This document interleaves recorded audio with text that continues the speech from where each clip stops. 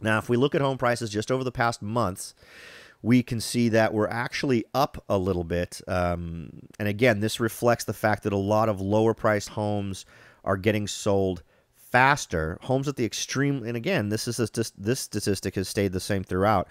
The extremely low end priced homes aren't actually moving as well. It's really the ones in a sort of a sweet spot between 550 and about 700,000 that properties seem to be getting the most attention. It used to be for a while that we were seeing homes selling at all the various price ranges almost equally, but that has now weighted itself a little bit more towards the mid-priced homes. Now, again, if we just take a look at this to try to get an idea of where we might be going in the future months, between April and May of last year, we saw the average price increase. We see a similar increase this year. Last year, obviously, we saw a much bigger increase. We're not seeing that big increase this year, but this sort of reflects the season that we're in. Now, we're not getting much of a bump right now from April to May, but we're getting something. And that's what we would expect because this is the time of year when these things are supposed to happen. But it's obviously much more subdued than it was yet last year. And if you'll remember, last year's was extremely subdued when compared to 2006. So the cycle is just continuing. Now, the price change from April to May of 2008 was an increase of 6.6%. The median price went up 1.3%. And again, the total homes sold in Morgan Hill in May of 2008 was 19. Now, let's go ahead and take a look at the total days to sell. Now, this is how long it's taking a home to get sold in the month of May, going all the way back to 1999. You can see that in 1999 it was 58, then 25. 2001 it was 43. Now, the total days to sell has changed, has increased by 26 days between 2007 and 2008. That's a percentage increase of 40%. Now, again, this is an interesting number because we've got a pretty big cluster. We've got a whole lot of homes that have been on the market a really long time, and then we've got a few homes that are selling relatively quickly. This is another one of those numbers that seems to really be dependent on how well your real estate agent is doing their work. Again, I mentioned before that one of the homes that was the lowest price had taken 260 plus days to get sold. There were other ones on there. The longest days on the market for any of those homes was 311 days. There were quite a few homes huddled up at that high number over, say, 190 days. So the data gets pushed a little bit more towards the higher number because you've got some homes that have just been on that market forever. And I'm not sure what the dynamic is there. There may be folks out there who are just thinking, here's my price and I'm staying with it, and that's all there is to it. And then they just end up collecting days, which ends up throwing off the overall numbers. But the average days on market for the actives, for all the homes that are currently active, is 127. So about 35, 40 more than what the homes are that have sold.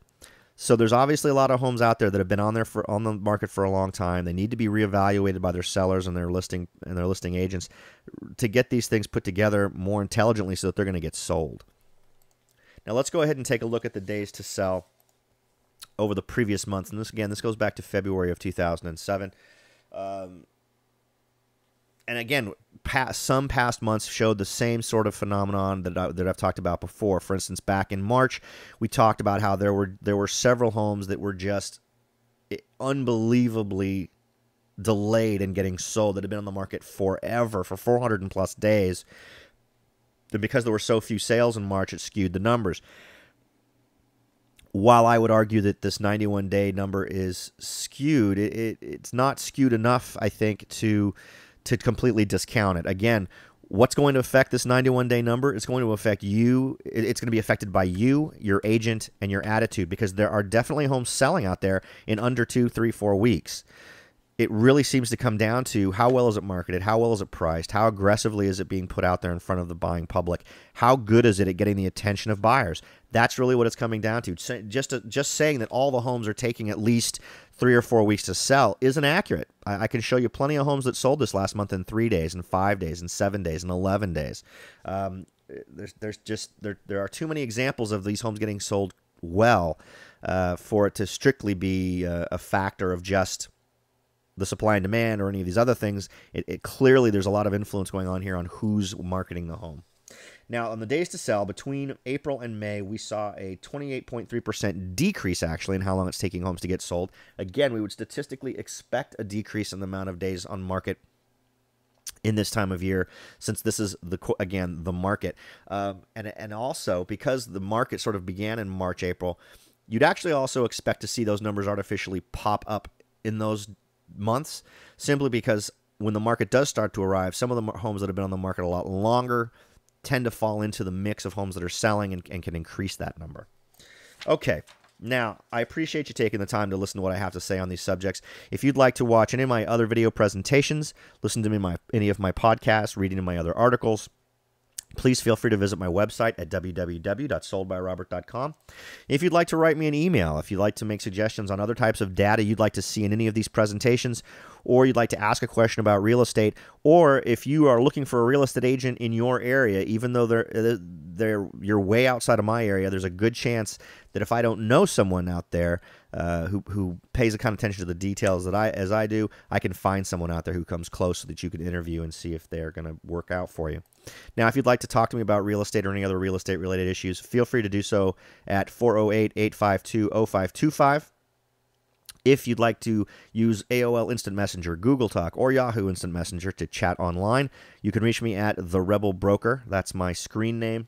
And, of course, referrals are happily appreciated. If you or someone you know is interested in buying or selling real estate in Silicon Valley, please feel free to get in contact with me, and I'll give you all the help I can.